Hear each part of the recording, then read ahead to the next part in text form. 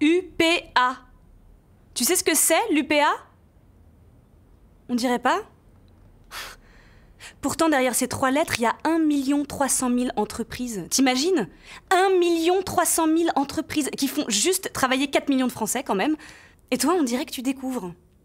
Ah, c'est sûr que quand on te parle de chef d'entreprise, t'as tendance à réduire ça au MEDEF. C'est un peu court, tu crois pas? Faut dire que l'UPA rassemble des chefs d'entreprise d'un type un peu particulier, tu vois. Des gens qui font pas de tapage, pas de scandale, pas de délocalisation. Des gens qui bossent comme des dingues, qui forment des jeunes et qui en font même des chefs d'entreprise à leur tour. Mais pourtant, tu devrais bien les connaître, non? Ils sont présents partout et depuis toujours. Les artisans et les commerçants de proximité. Tu vois qui je veux dire maintenant? Les maçons, les boulangers, les électriciens, les coiffeurs, les plombiers, les bouchers, les carrossiers et, allez, les bijoutiers, les prothésistes dentaires, les couvreurs, les fromagers. Je pourrais t'en citer 300 des comme ça. Ah tiens, ça devrait t'intéresser. Il pourrait te donner un sacré coup de main pour réduire ce fichu chômage. Comment? Je veux pas te vexer, hein, mais je vais te dire une chose toute bête. Une chose que l'UPA te rabâche depuis des années sans que tu bronches là, comme si t'étais sourde. Mais regarde la manière dont tu formes tes jeunes, et ben tu te plantes. Tu leur dis que seules les études générales peuvent leur assurer un avenir. Et paf!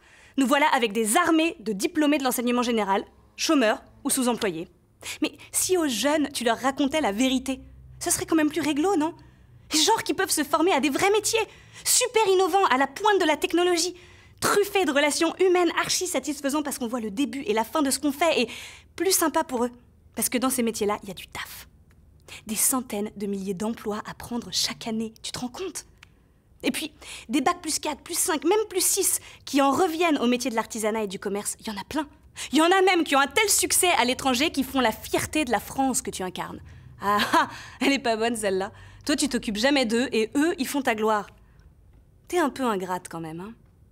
Tu te rappelles fin 2013? Ah là, tu y étais allé un peu fort. Tu t'es dit « Oh, mais ils sont sympas, ces artisans, ces commerçants, ils vont pas réagir, je vais me servir !» Et tu les as assommés de charges. Ah, ils étaient sonnés, ouais. Sonnés, mais pas KO. Et oui, parce qu'ils sont pas fous. Ils se rassemblent en fédération, et les fédérations en confédérations, et les confédérations forment l'UPA, et là, l'UPA, elle a joué son rôle à merveille. Tu te rappelles?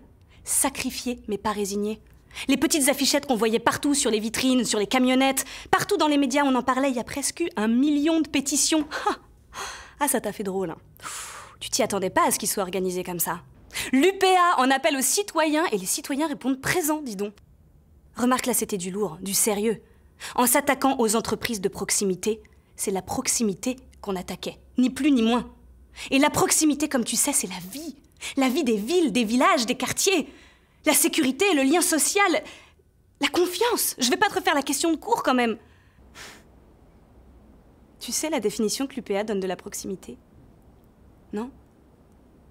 Ils disent la proximité, c'est ce qui nous éloigne de l'indifférence. C'est joli, non? Je te laisse méditer.